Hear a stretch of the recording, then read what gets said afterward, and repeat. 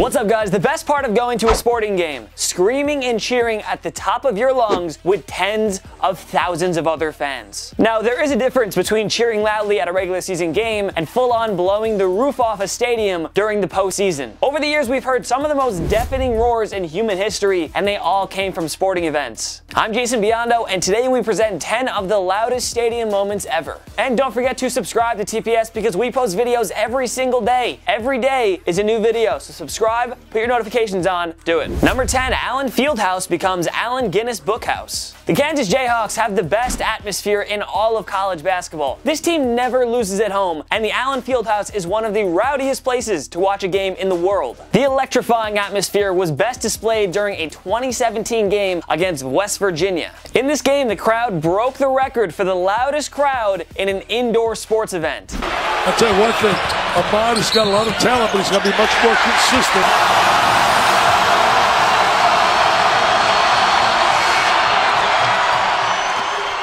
The final numbers, 130.4 decibels during the first half. Kansas also won the game, so the crowd had a good reason to be so loud. Number 9, Stefon Diggs. Viking fans actually have something to cheer about. Oh, this is classic. The 2017 NFC Divisional Round saw the Minnesota Vikings host the New Orleans Saints. Minnie, of course, has a long history of non-stop playoff heartbreak. When the Saints erased a 17-point deficit in the second half, all hope looked lost in Minnie. Fortunately, quarterback Case Keenum was able to find wide receiver Stefon Diggs for one of the biggest miracle plays in NFL playoff history. Keenum steps into it, pass is caught! Diggs! Sideline! Touchdown! Unbelievable! Vikings win it!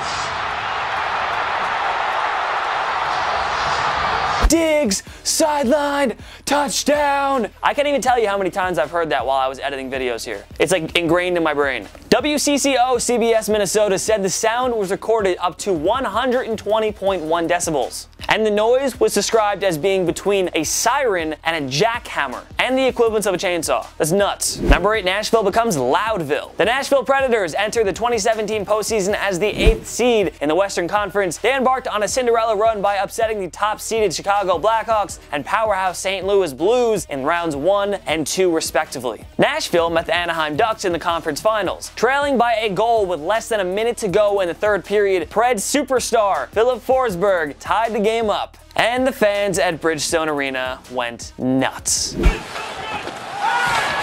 Arvidsson out in front, saved by Gibson, they score! The Predators tie it!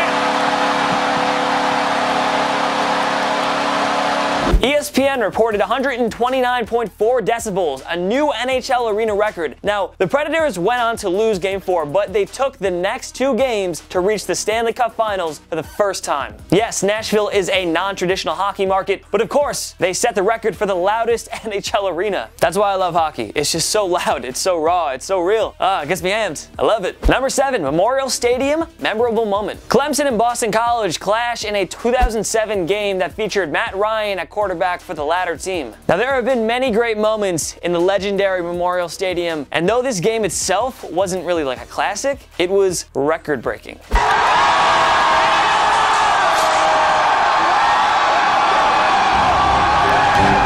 Approximately 133 decibels were recorded in this contest. Clemson lost, but the crowd left a memorable moment at, well, Memorial Stadium. It was definitely quite the night in Baltimore, to say the least. Number 6, Jose Batista's bat flip. The Toronto Blue Jays hosted the Texas Rangers in Game 5 of the 2015 ALDS. The winner would meet the Kansas City Royals in the ALCS. So yeah, the folks at Rogers Stadium in Toronto were rowdy for this one. With the game tied 3-3 in the bottom of the 7th inning, Jose Batista stepped up to the plate and clubbed the biggest homer of his career. That sent all of Canada into a frenzy.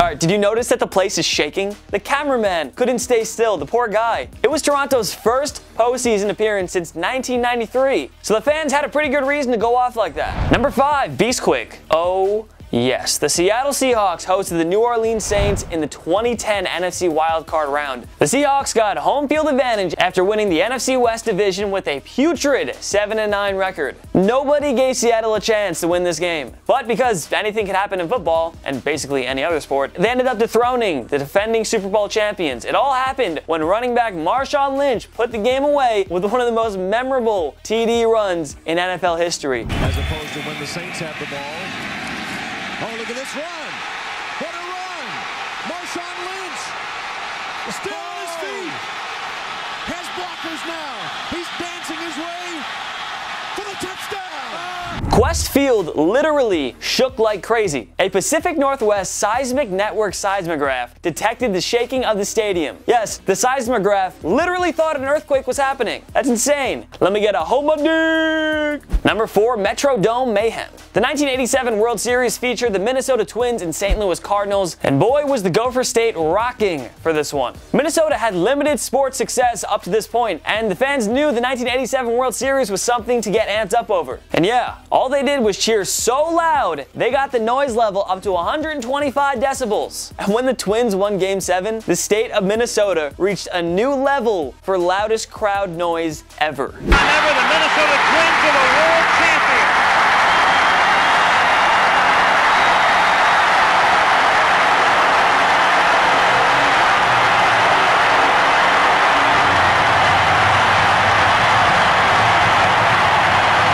That to date remains the loudest Minnesota sports crowd of all time, and it's hard to see it changing anytime soon. Number 3, Husky Stadium breaks threshold of pain. The University of Washington played host to the Nebraska Cornhuskers in a 1992 game, and the evening of September 19th was one to remember. The Husky fans broke a record for the loudest college stadium noise ever recorded. It was at 130 decibels. Now have a listen, but you know, earmuffs, they might help. Makes another point.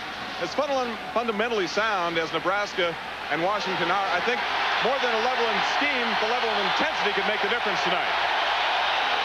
Thanks, Adrian. Boy, it is loud, no doubt. Option play. That went above the threshold of pain, so we're pretty sure a lot of fans went home with buzzes in their ears. But I mean, hey, like, I'd be pretty psyched to be a part of that history. Number 2, Turk Telekom Stadium's record-breaking crowd. Turk Telekom Stadium is home to the Turkish Galatasaray soccer team. Non-soccer fans know little about this team or stadium, but if you open up the Guinness Book of World Records, you'll see Turk Telekom is home to the loudest soccer stadium crowd of all time. The record was set in a 2011 game versus Fenerbahce.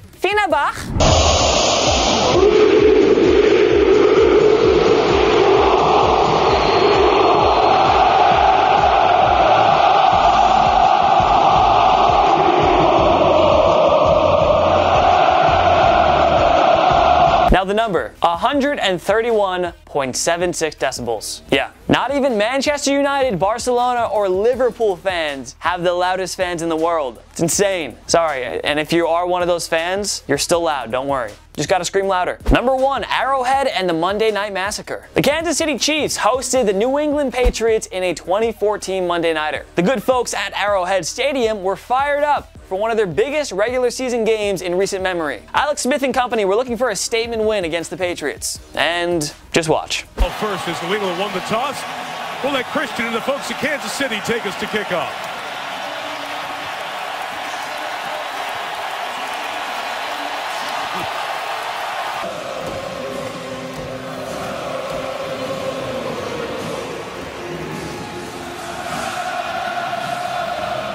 Mission accomplished. The Chiefs blew the Patriots out of the water, and they set a record with the loudest crowd noise ever at 142.2 decibels.